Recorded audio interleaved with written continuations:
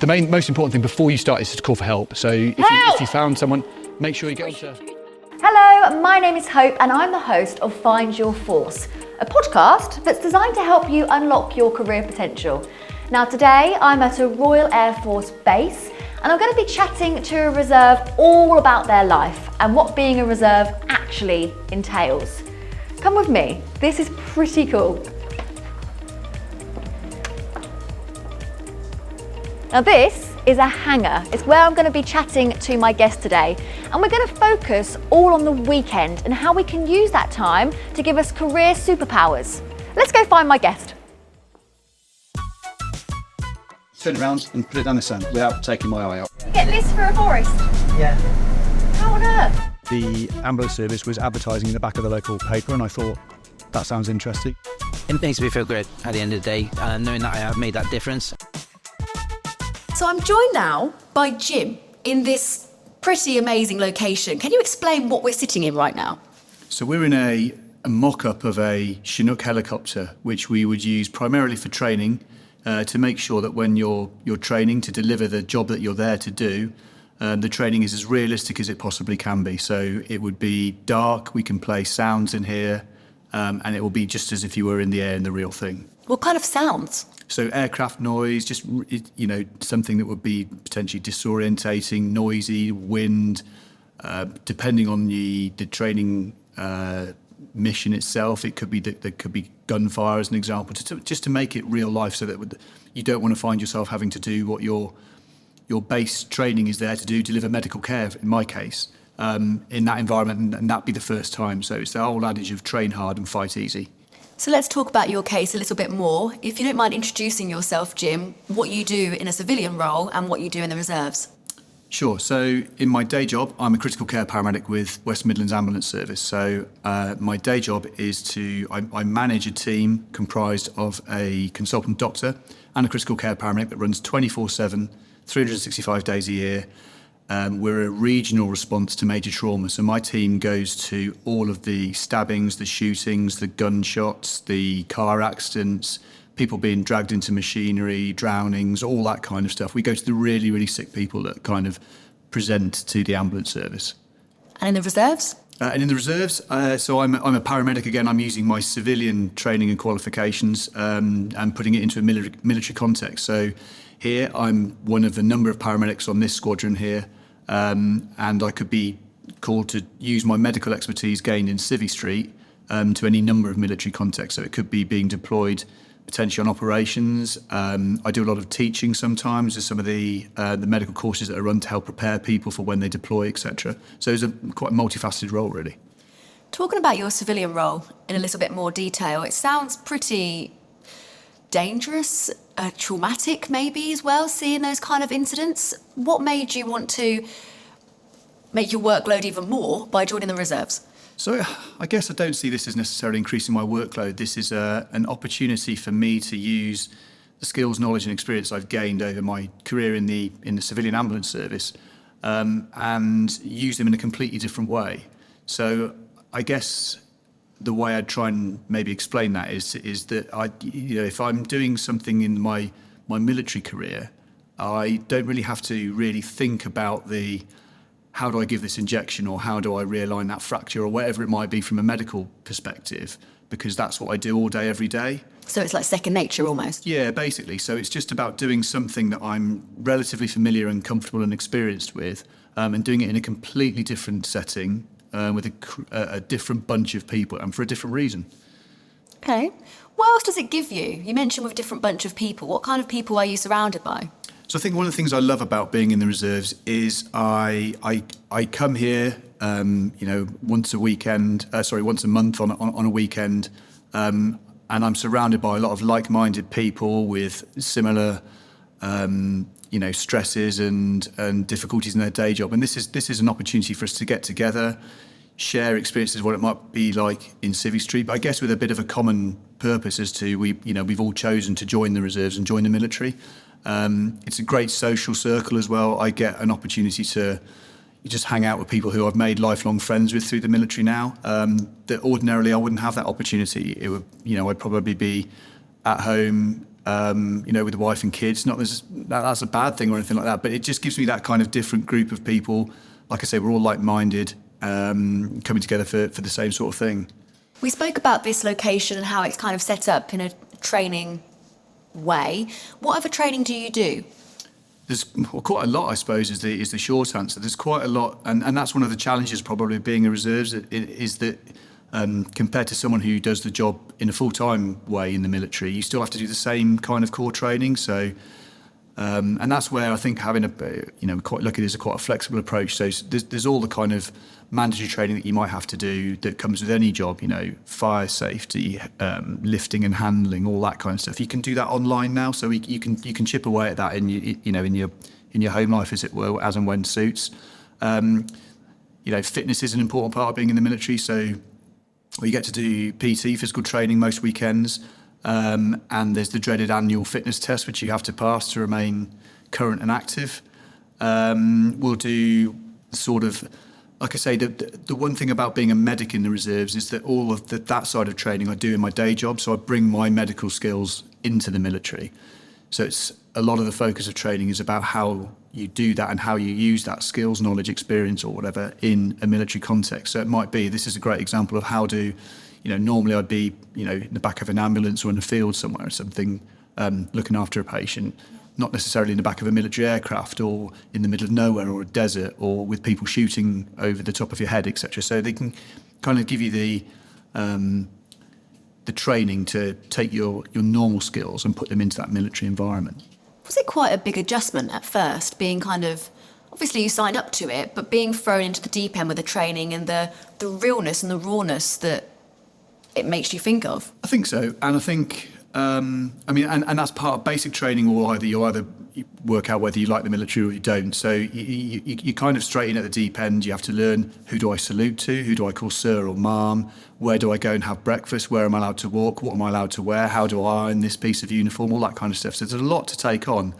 And that's, I guess probably a challenge that if you hadn't quite worked out that it's going to be that way could be difficult. But I'm quite lucky. I quite like the discipline side of being in the military, the order, the rank, the responsibility, all that kind of stuff. So I'm one of those weird people that quite enjoyed that sort of thing, in terms of if they say, you walk over there and you're there for 8 o'clock, I just do it. So I quite like that side of things. Other than enjoying it, what else has it given you as a person? So I think I'm quite lucky in that there's quite a nice crossover between my civilian job and my life in the reserves. I mean, I suppose the biggest bit is that there's the medical bit is always there, because that's my primary focus in both jobs to a point. But what I can take is there's skills that I'll learn in the military environment, some of the teamwork type things, the relationships, the way you communicate with people, I can take into my civvy job, in the same way that I bring a lot of my medical expertise from my ambulance service role into the military. So it's very much a two-way street. And I find that's really, really helpful, because both things help each other. So I think my military career is very much supported by my civvy role and vice versa. And then both lead to progression for you as a person in both sides. And also the opportunities you get. I think like one of my abiding memories when I joined here is my original flight commander said that it's a quote from Winston Churchill, who said that the reservist is twice the citizen. And I kind of sort of thought about it, listened to it, and then thought, yeah, okay, whatever.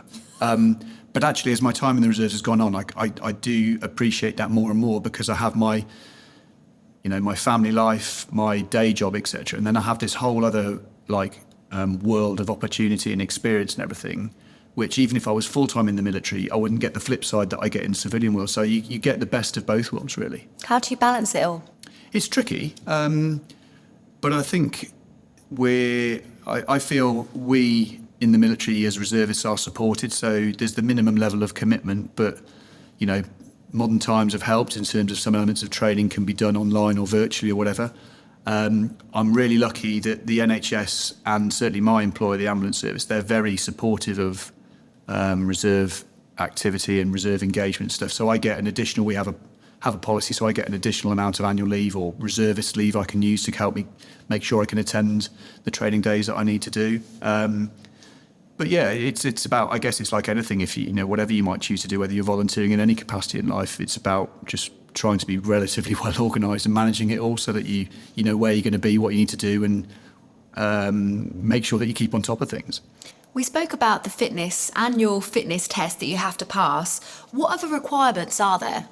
So the main thing is giving time is the main commitment. And I'd say that's probably the main thing. I'm lucky in that my trade within the military, all of my competencies from a medical perspective are kind of covered by my civvy job.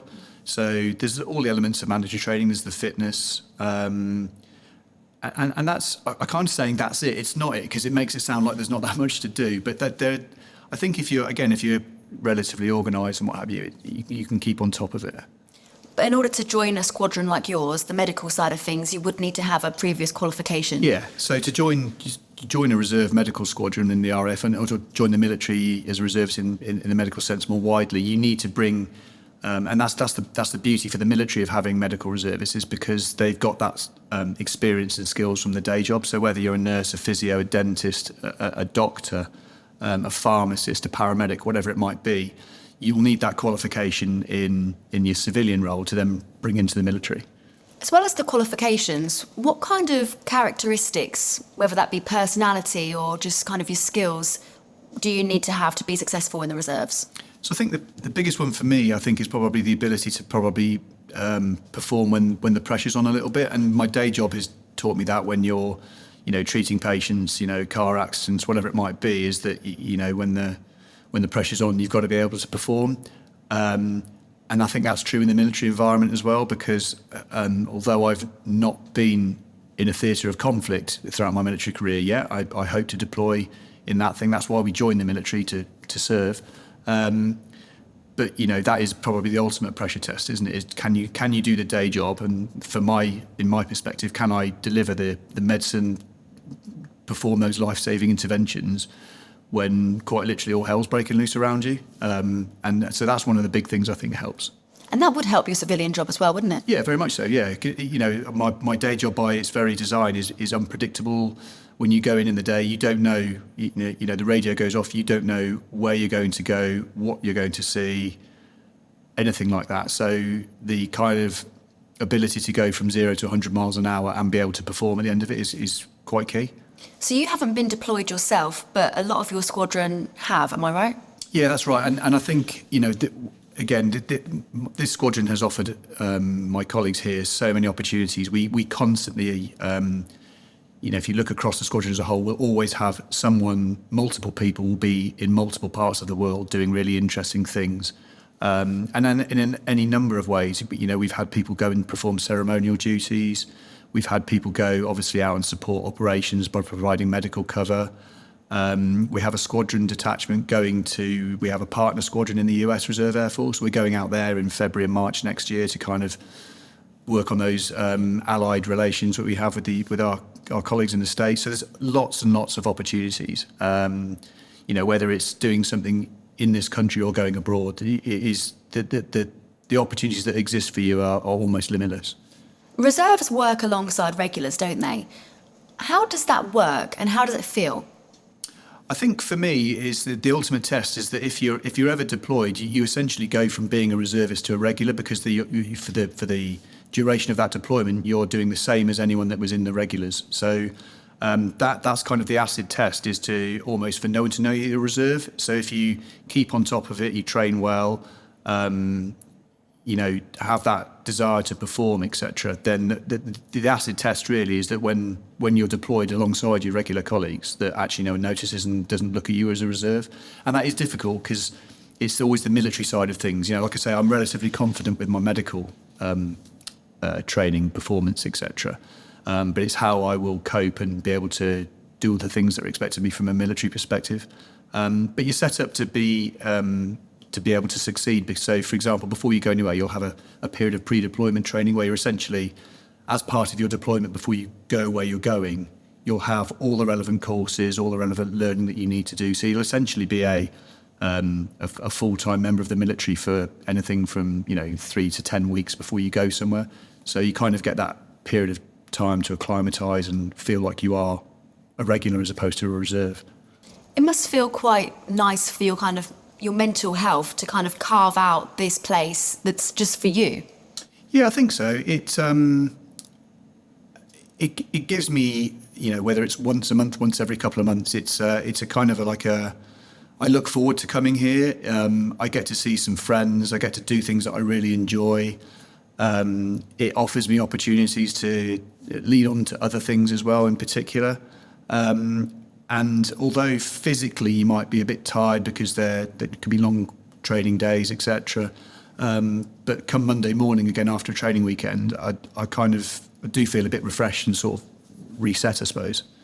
So for someone watching or listening to this who's thinking, right, well, I want to progress as well, but the reserves isn't necessarily for me, what small tips would you give them, kind of hacks, as to how to make their weekend more worthwhile and fulfilling?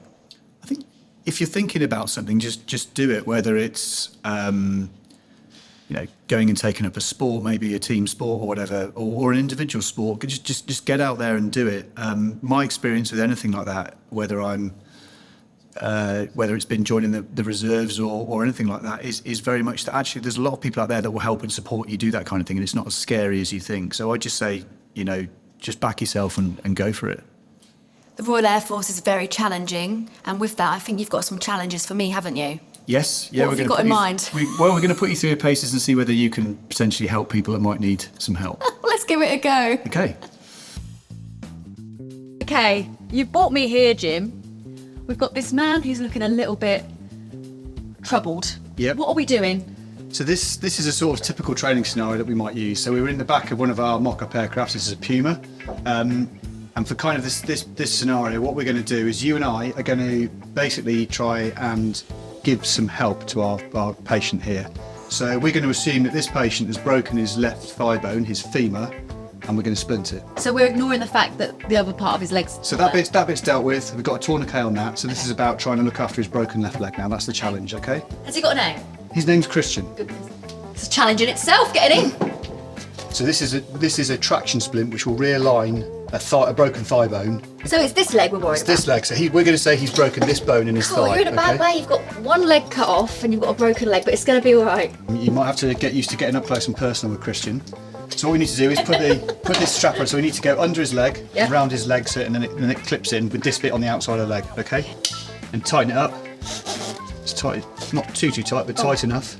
Would you actually be trying to calm him down, or would you just be getting on with it? Bit of both. So, and that's where I suppose, once you get again, I go back to the whole train hard, fight easy type thing. So when you're used to your kit and you know what you're doing, this kind of bit you're kind of just doing as second nature, and you can concentrate on telling him what you're doing. It's really important to let people know what you're doing so they don't get surprises. So what I'd be doing now is saying to this, saying to Christian, right, I'm just going to put a strap around your ankle, and that's the next bit.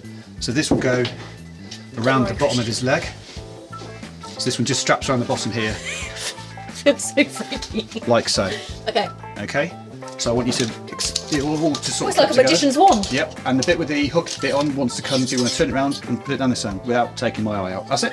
And then what you do is you'd fold this bit over like that, and that slots into those two bits there. Can you see? Got it? So we've got this bit connected. So what I'm going to do now is I'm going to give his leg a pull, get it into this sort of like natural length and shape it should be. So I'll offering my hand to Give it a squeeze. tug. You can do, yeah. And then it's basically, if you, the rest of it's traffic lights. So you've got green for the bottom, so I'll swap over, red around the top, so that goes around his thigh, and round the pole as well, so it holds the pole to his leg, like that. Strap it over, and then basically... Don't pat it. That's him splinted. Give him a pain relief, so we'd probably give him something called a fentanyl lollipop, which is basically like, it's a bit like morphine, but it comes in literally like a lollipop or a sweet, so he would suck, that would probably be the thing. And then what we'll be able to do now is think about potentially giving him getting a drip into his arm and potentially giving some more powerful painkillers that way. And there you are. Did we do a good job? I'd like to think so. Ask Christian. High five. High five, Christian. So, Jim, what on earth are we doing here? So I'm going to challenge you to see how well you can perform. I'm going to put a little bit of pressure on it this time. So what we're going to do is I'm going to show you how this works. This is what they call a CAT, or a combat application tourniquet. And we're putting it around our patient here's leg. So I'll show you how to do it. Pressure. And then you've got to go do it in real time. In essence, you've basically got a long piece of Velcro, which you would thread under the patient's leg. You want to go as close to the wound as you can, but leave a little bit of space. And just for training, we can just do it in the middle of the leg. And then you thread it through here. okay? And then you want to get it nice and tight, and then just snap the Velcro, tighten it down with the Velcro all the way around. For this to work, it has to be super, super tight. So tight, in fact, that if the patient is conscious, they'll probably tell you it really, really, really hurts. So what you do... I feel like their legs being cut off. It's basically like putting like a cable tie on and doing it really tight. So then you just turn it round and turn it and turn it and turn it. And in real life, you would turn it until it stops bleeding. And then you cook it into this little hook there like that. Yeah. And then just cover it down like that. Job done. Right, it's going to be all right. This is the kind of piece of kit as well. Like a soldier would have one of these in their pocket if they're on operation, so you can put it on yourself. Normally, it's not a medic that's doing this straight away. It's literally your mate. So it could be soldier to soldier, buddy type care. Who aren't medics. Exactly. So it has to be relatively simple and straightforward for it to work. Okay, go. It's all right, Christian. Oh, have I done it wrong? Ready? Okay. No? Yeah? Yeah. You've got to get it through the loop on the end. Say, pass through it. That's it. Just through the end of there. That's it. Pull it up. Get it nice and tight. Okay. Now you want to. That's it. Just Through here? That's it. Just leave that bit there, and then now just wind it up. And go as tight as you basically till you can't be any tighter. That's it. Keep going. And then tuck it into that little. It should just sit into there. Yeah? Oh, There you go. stopped bleeding.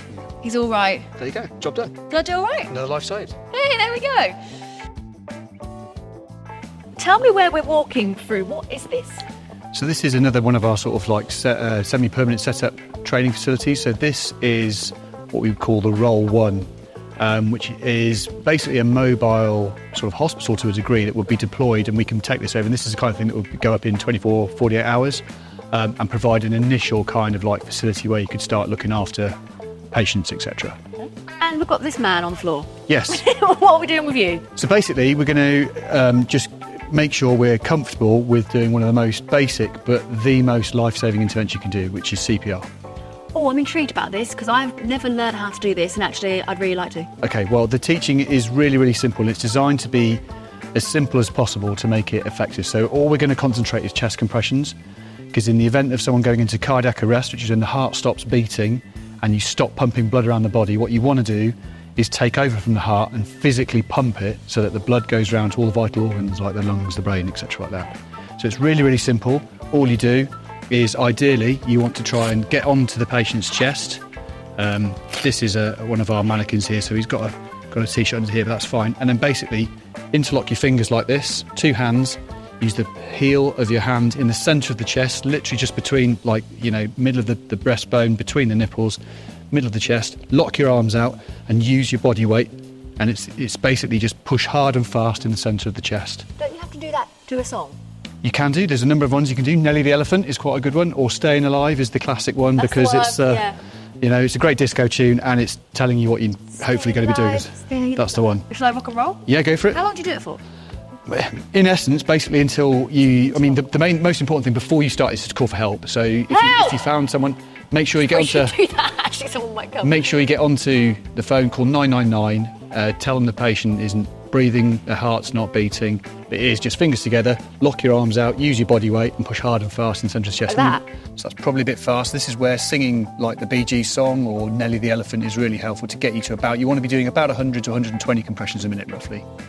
So nearly Gonna one every sing 2 with me, seconds. Nelly the Elephant. I'm not going to say no. Nelly the elephant packed her trunk and said, "Bye to the circus." Off she went with a trumpety trump. And you should, if you're doing good compressions, you should find it quite physically tiring. But when we start working in teams doing this, and you'll have other jobs to do. So the ambulance arrives or your medical team arrives, or whatever. You might be looking to give drugs, maybe to manage the patient's airway, this kind of thing. What's really important, doesn't get forgotten, is actually what we try and do is swap the person doing the chest compressions every 2 minutes, because you do get tired and you find the effectiveness of them after a while dips off. Doing it on a real person is different because, and this is where I think it's always important to give people the actual reality of things, is if you're doing good CPR, you might crack or break a rib, which can feel quite uncomfortable. For every minute that someone after cardiac arrest doesn't get CPR, their chance of survival drops by 10%. And with the greatest will in the world, no helicopter, no ambulance is going to arrive instantaneously. So you're always looking at 3, 4, 5 minutes.